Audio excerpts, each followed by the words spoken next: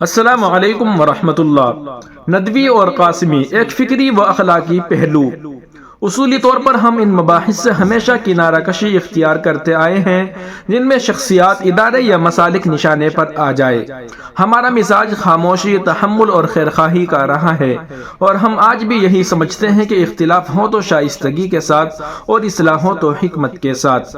لیکن حالیہ کچھ دنوں میں جو حالات سامنے آئے ہیں، اور بالخصوص حضرت محتیم صاحب دامت برکاتہم دارالعلوم دیوبند کے تعلق سے جس طرح کی زبان، اسلوب اور طرز گفتگو اختیار کی جا رہی ہے، اس نے ہمیں اس خاموشی پر نظر ثانی پر مجبور کر دیا ہے۔ یہ بات اب محض اختلاف رائے تک محدود نہیں رہی، بلکہ ایک باقاعدہ طوفان بدتمیزی، بد کلامی اور تحقیر کی صورت اختیار کر چکی ہے۔ ایسے میں اگر ہم اب بھی خاموش تماشائی بنے رہیں، آنکھیں بند کر کے سب کچھ برداشت کرتے رہے، تو یہ خاموشی اصلاح نہیں بلکہ اپنے اکابر، اپنے قافلہ سالار اور اپنے علمی ورثے سے بے وفائی کہلائے گی۔ اس لیے چند باتیں خیرخواہی، درد دل اور ذمہ داری کے احساس کے ساتھ عرض کرنا ناگزیر محسوس ہوتا ہے۔ یہ امر نہایت افسوسناک ہے کہ دارالعلوم ندوۃ العلماء جیسے عظیم علمی ادارے کے بعض فضلاء، جن سے علمی وقار، اخلاقی شائستگی اور فکری توازن کی توقع کی جاتی ہے، اپنا شب و روز اس فکر میں صرف کر رہے ہیں کہ فکر نانوتوی سے وابستہ افراد کو کس طرح بدگوئی، طعن و تشنیع اور تحقیر کا نشانہ بنایا جائے۔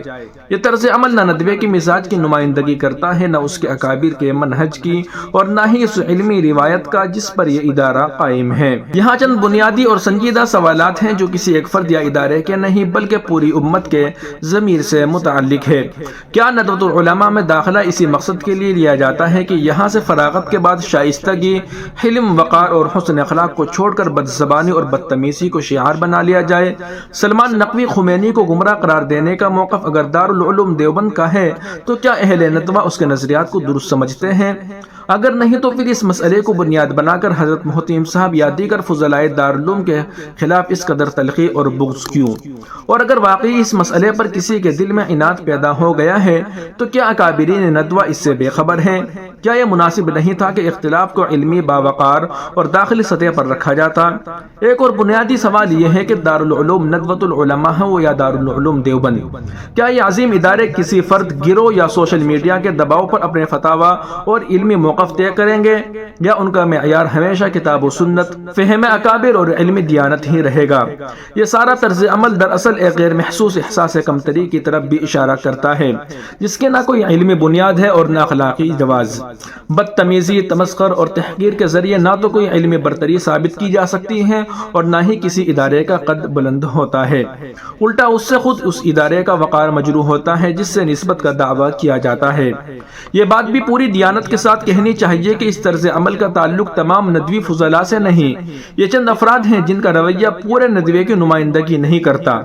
اس طرح یہ بھی حقیقت ہے کہ یہ رویہ صرف ایک جانب محدود نہیں، کچھ قاسمی نسبت رکھنے والے افراد میں بھی ایسی مثالیں مل جاتی ہیں، لیکن چونکہ حالیہ منظرنامے میں ندوے سے منسوب چند افراد کی طرف سے یہ روش زیادہ نمایاں ہو کر سامنے آئی ہے، اس لیے اس پہلو کی اصلاح فوری طور پر ضروری محسوس ہوتی ہے۔ ہم تمام متعلقین سے نہایت ادب و احترام کے ساتھ گزارش کرتے ہیں کہ ان فضول، غیر تعمیری اور نقصان دہ مناقشات سے خود کو الگ رکھے، اپنے اکابر کی وصیتوں، نصیحتوں اور منہج کو مضبوطی سے تھامے اور اپنی صلاحیتوں کو امت کی تعمیر، علم کی خدمت اور دین کی اشاعت میں صرف کرے۔ ایک اہم غلط فہمی کی اصلاح بھی وقت کی ضرورت ہے۔ کچھ سادہ لو مسلمان علماء دیوبند سے صرف دارالعلوم دیوبند کے فارغ التحصیل علماء کو مراد لیتے ہیں، حالانکہ حقیقت یہ ہے کہ علماء دیوبند ایک فکر، ایک منہج اور ایک علمی روایت کا نام ہے، نہ کہ محض ایک ادارے کی سند کا۔ جب اس طرح کے غیر ذمہ دارانہ حرکات سامنے آتے ہیں تو یہ غلط فہمی مزید مضبوط ہو جاتی ہے، جس کا نقصان پوری دینی فضا کو ہوتا ہے۔